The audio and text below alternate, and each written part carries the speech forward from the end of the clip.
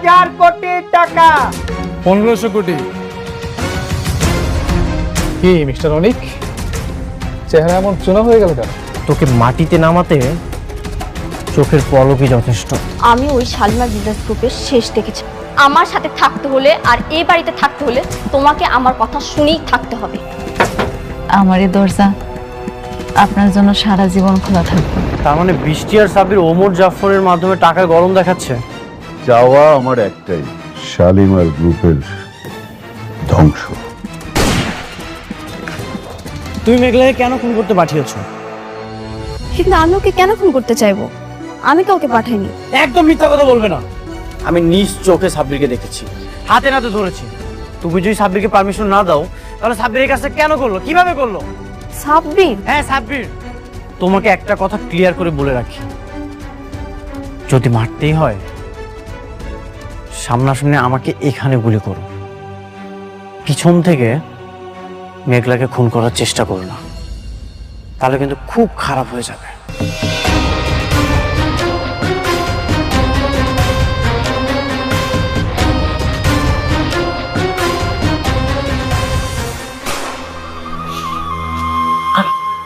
এক ইঞ্চি আর একটা ইঞ্চি হলো না, আমার মাথার ঘেরুটা একদম বের হয়ে যেত। আমি না বাবাজি একটা জিনিস কিছুতে বুঝতেছি না, তুমি ওই যে ওই 1 ইঞ্চি মেঘলারে কেন গুলি করতে যাইতেছো? তুমি অনেককে গুলি করো, তাহলে তো সব শেষ হয়ে যায়। আরে আপনারা দেখি বুঝেন না কেন? মেঘলা যে আপনাকে এই বাসার থেকে বের করে দিয়েছিল সেটা মনে নাই? আর এই বাসা এখন শালিমা গ্রুপ অফ ইন্ডাস্ট্রিজ এর নামে লেখা। মেঘলা যদি বেঁচে থাকে তাহলে যে কোনো সময় আমাদেরকে ঘাত ধাক্কা দিয়ে বের করে দিবে। এই হয়, এইটাও বুঝেন না আপনারা? এইভাবে তো ভাবি নাই বাবাজি। তাইলে তো ওরে মানে গুলি করাটা ফরজে কিফায়া, কি কও? হ্যাঁ, ওকে মেরে ফেলেন, না হলে আমাদের রাস্তা রাস্তা ভিক্ষা করতে হবে। মারবো, অবশ্যই মারবো। একবার না পারিলে দেখো শতবার। আপনার বড়লোক বউ লোক পাঠাইছে আমার দুনিয়া থেকে সরায় ফেলার জন্য। গুলিটা যদি আর একটু এদিক সেদিক হইতো তাইলে আমি আর এই ভাঙা ঘরে বসে থাকতাম না, অন্ধকার কবরে ঘুমায় থাকতাম। বৃষ্টি আর কখনোই এমনটা করতে পারবে না। ওকে আমি স্পষ্ট করে বলে এসেছি, ওর যদি ন্যূনতম জ্ঞান থাকে এই ভুলটা আর কখনোই করবে না। বৃষ্টি আমার এত ঘৃণা করে কেন বলতে পারবেন? আমি ওর কি ক্ষতি করছি? যেদিন আমি দেখলাম বৃষ্টি আপনার দ্বিতীয় স্ত্রী, সেদিন চাইলে কিন্তু আমি সবকিছু বলতে পারতাম। আমি কিচ্ছু বলি নাই। আমার বুকের ভিতর পাথর দিয়া সব সহ্য করে নিছি। আপনারা আমার কাছ থেকে কায়রা নিছেন। আমি তো ওর কোনো ক্ষতি করি নাই, তাহলে আমি কেন ওর পথের কাটা হয়ে দাঁড়ালাম কইতে পারবে? দুনিয়ায় সব মানুষ তো আর এক হয় না। কারো মনে থাকে ভালোবাসা আর কারো মনে থাকে জেদ আর অহংকার। আপনি ঠিকই কইছেন, অহংকার। অহংকারী মানুষের অন্ধকার দিকে ঠেলা দেয়। আচ্ছা ঠিক আছে, আমি তাহলে আজ আসি। খারান, কই যাইবেন আপনি? কোনো একটা হোটেলে গিয়ে থাকবো। এখনো তো ফ্ল্যাট বাড়ি কোনো কিছুর ব্যবস্থা করতে পারলাম না। কেন হোটেলে গিয়ে থাকবেন কেন? আপনি চাইলে আপনার বাড়িতে গিয়ে থাকতে পারেন। সেটা তো শালিমার পক্ষ থেকে আপনারে গিফট করা হয়েছে। আপনি একটাবার শুধু যান, রাতুল আর চাচা চাচির ঘাট ধাক্কা দিয়ে বাড়ি করে দিবে। আপনার বাড়িতে শুধু আপনিই থাকবেন। কারো দয়া আর করুণার প্রাসাদে থাকার চেয়ে নিজের যোগ্যতায় ফুটপাতে ঘুমানো অনেক ভালো। এই অনিক চৌধুরী সবকিছু হারাতে পারে, কিন্তু পুরুষত্ব আর আত্মসম্মান কখনোই কারো কাছে বন্ধক রাখতে পারে না। ওই বাড়িটা তো তোমার কোম্পানির, সেটা এখন তোমার। যেদিন আমি নিজে টাকা দিয়ে সে বাড়িটা কিনতে পারবো সেদিন ওই বাসায় আমি পা রাখবো। আপনি আমার উপর রাগ করতে পারেন, কিন্তু আমারে এমনি পর করে দিয়েন না। আজকে রাতটা না হয় এই গরিব ঘরে রাজপুত্র হয়ে থাকলেন। আপনি আমার পাশে থাকলে আমার অনেক সাহস লাগে। যতক্ষণ অনেক বেঁচে আছে ততক্ষণ এই পৃথিবীতে কারো ক্ষমতা নেই তোমাকে কিছু করবে। তোমার কিচ্ছু হবে না, ঠিক আছে? আজ রাতটা এখানে থাকবো।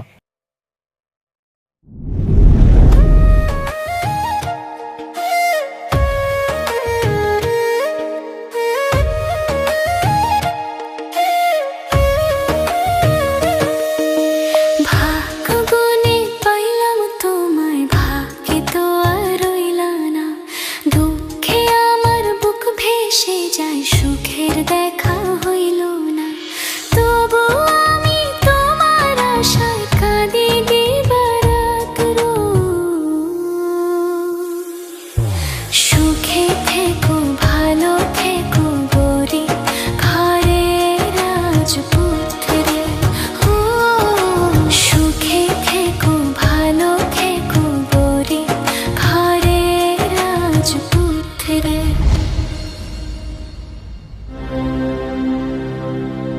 কাজটা তুমি মোটেও ঠিক করনি। কোন কাজটা? তুমি মেঘলাকে কেন গুলি করেছো? তুমি জানো আজকে শুধুমাত্র তোমার জন্য আমার আরো অনেকের সংসারে আগুন লেগেছে। বৃষ্টি, তুমি এটা বিশ্বাস করো? আমি কেন মেঘলাকে গুলি করতে যাব? এখানে আমার স্বার্থটাই বাকি। তাহলে অনেক কি মিথ্যা কথা বলছে? ও নাকি তোমাকে হাতে নাতে ধরেছে? বৃষ্টি হাতে নাতে ধরেনি। আমি রাস্তায় দাঁড়িয়েছিলাম, তখন অনেকে এসে আমাকে থাপ্পড় মেরে বলে আমি নাকি গুলি করছি। এখন এসে তুমি বলছো।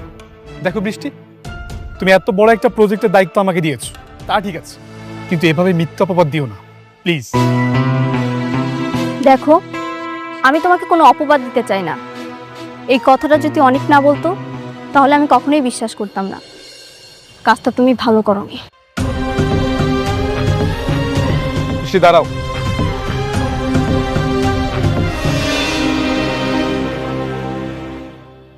এই পৃথিবীতে সবচেয়ে বেশি ভালোবাসি আমি তোমাকে। আমি আমার নিজেকে যতটা না গুরুত্ব দেই, তার চাইতে বেশি গুরুত্ব আমি তোমাকে দিই।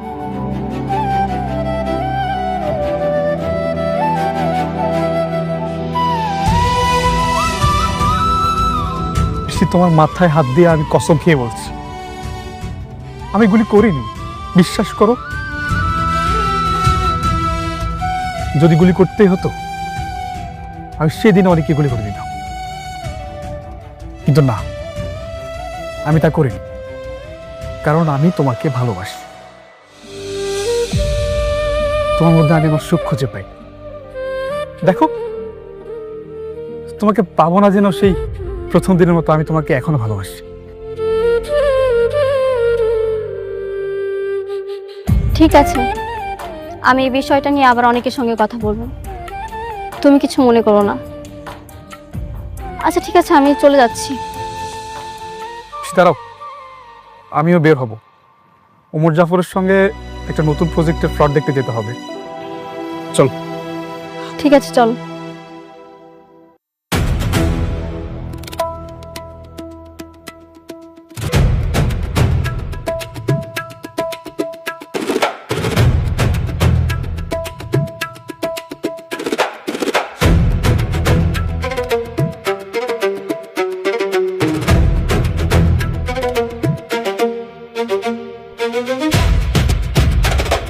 এটা আমাদের জমি, এখানে কেন খুঁটি দিচ্ছ?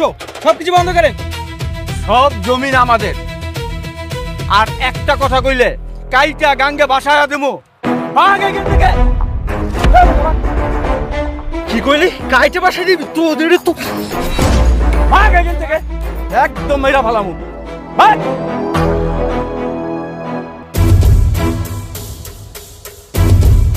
হ্যালো, অনেক স্যার।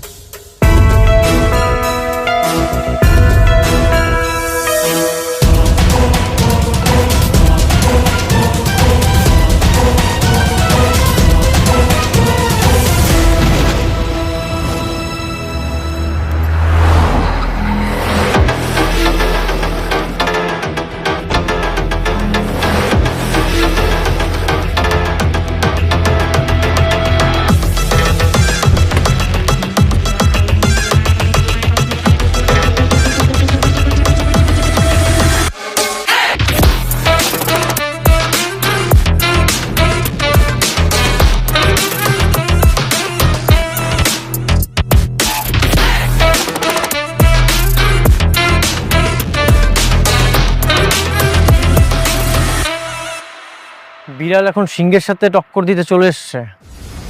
বিড়াল হয়তো জানে না ক্রোধ থাকলেই সিংহ হওয়া যায় না। সিংহর এলাকায় পা রাখলে জ্যান্ত ছিঁড়ে ফেলা হয়। অবুধ সিংহ হয়তো জানে না সময় কখনো কারো এক থাকে না অনেক বাবু।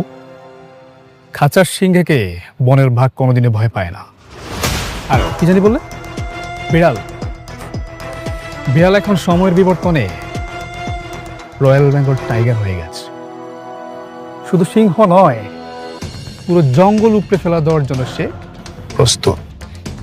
টাইগার, যে বিড়ালটা 2 দিন আগে আমার কোম্পানি পিছে পিছে ঘুরতো, মাস শেষে বেতন নেওয়ার জন্য আমার পায়ের কাছে বসে থাকতো, সে এখন আমার চোখে চোখ রেখে কথা বলছে।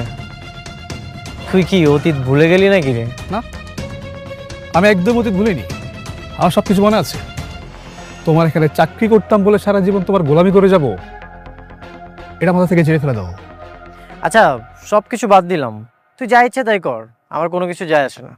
কিন্তু তুই আমার জমির দিকে কেন হাত বাড়িয়েছিস? এই মুহূর্তে তুই এখান থেকে চলে যা। যা। কি বলে? এই জমি ছেড়ে দেব?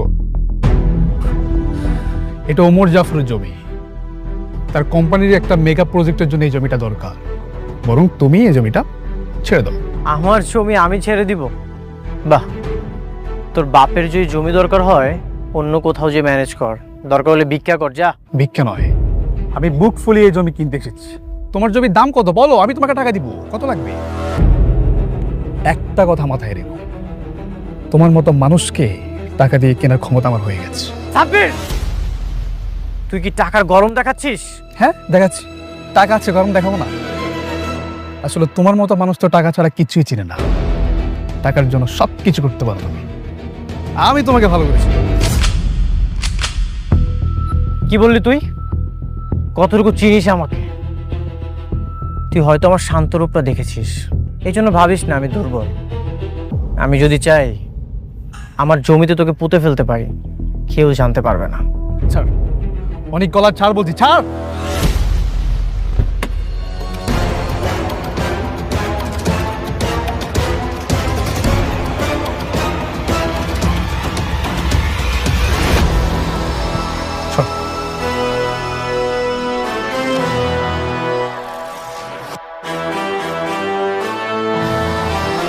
ছাড় বলছি।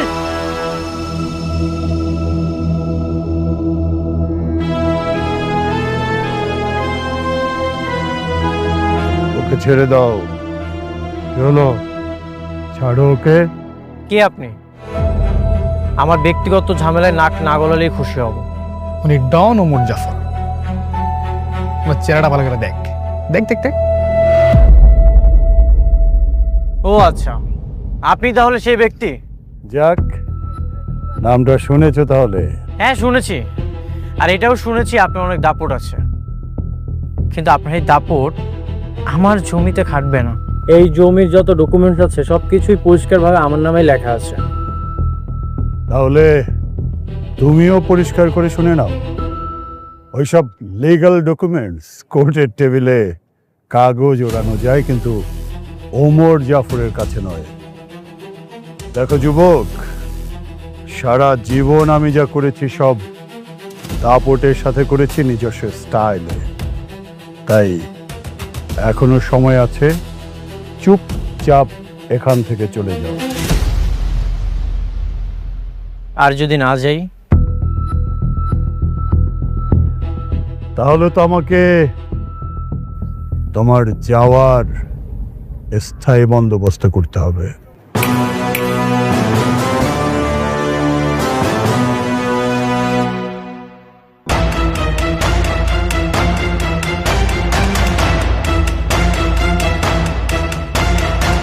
এখনো সময় আছে, চুপচাপ এখান থেকে চলে যাও। ওমর জাফর প্রথমবার মানুষের সম্মানের কথা ভেবে ছেড়ে দেয়, তাই সম্মান বাঁচাতে হলে দ্রুত চলে যাও, নইলে দ্বিতীয়বার ওমর জাফর কিন্তু শুধু লাশ পাঠায়, লাশ ফেরত পাঠায়। Got it?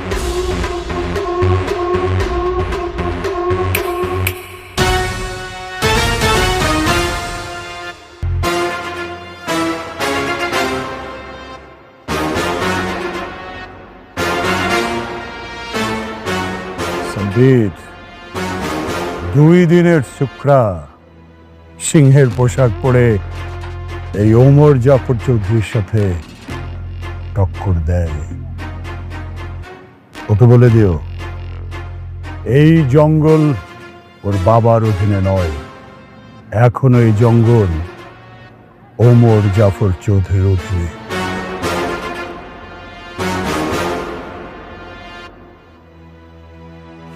এই যান, আপনার কাজ করেন, যান।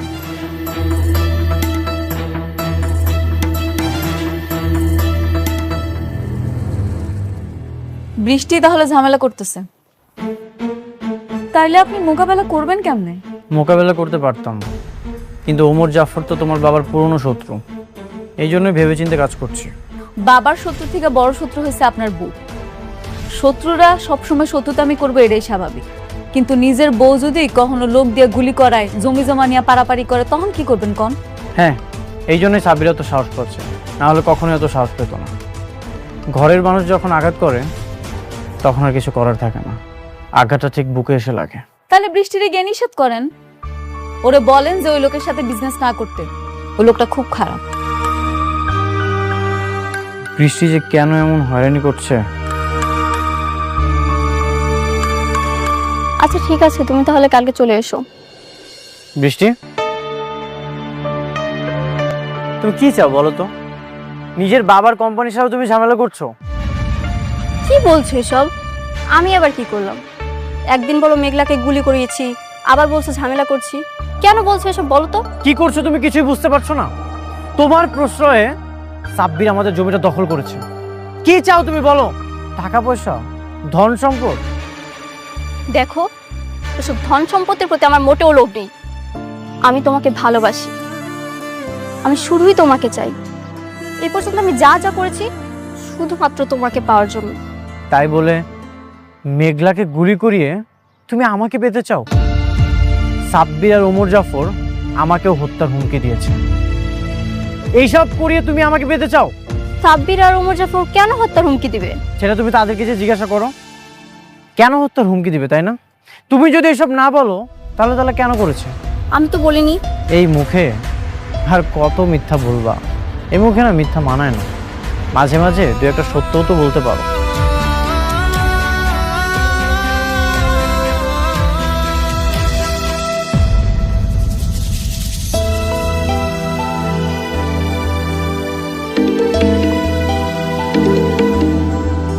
হ্যাঁ বৃষ্টি, বলো। কোথায় তুমি? আমি তো কাজের সাইডে একটা নতুন প্রজেক্টের প্লট নিয়ে প্ল্যান চলছে। আচ্ছা ঠিক আছে, আমি আসছি। কিন্তু আচ্ছা, তাহলে আমাদের কাজ আর এগুলো বাকি না? হ্যাঁ, কাজের তো অর্ধেক হয়ে গেছে, আর বাকি অর্ধেকও শেষ করবো। হ্যাঁ, তাহলে আমরা শুরু করি। হ্যাঁ, দিতে শুরু করুন। হ্যাঁ, সবাই শুরু করে। আপনি ওইদিকে যান। হ্যাঁ,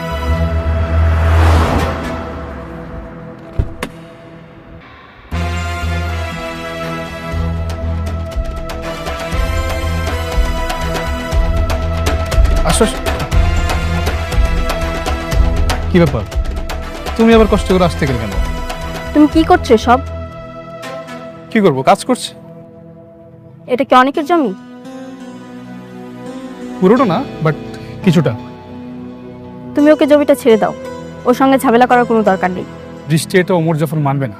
তুমি যেভাবে হোক ওনাকে রাজি করাবে, আমি এসব কিছু শুনতে চাই না। আচ্ছা, এটা আমাদের লাভটা কি বলো? কোনো লাভ আছে? বরং ওমর জাফর যা বলে তা আমাদের করা উচিত, তা না হলে তুমি আমাদের সাথে ডিল রাখবে না। তুমি কেন বুঝতেছো না বৃষ্টি? আমি বললাম তো, আমি এসব কিচ্ছু জানতে চাই না। আমি শুধু চাই তুমি অনেকের জমি ওকে ফিরিয়ে দেবে।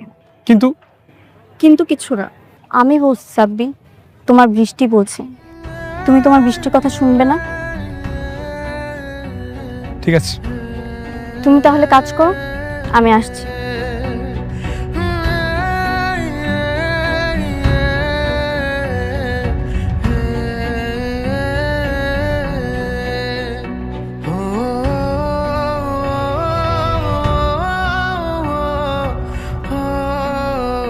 আমার বৃষ্টি বলছে জমি তো ছেড়ে দিতেই হবে,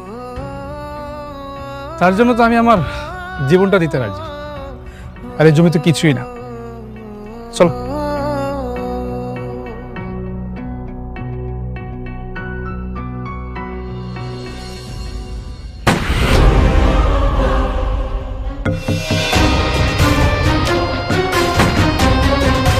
শেট।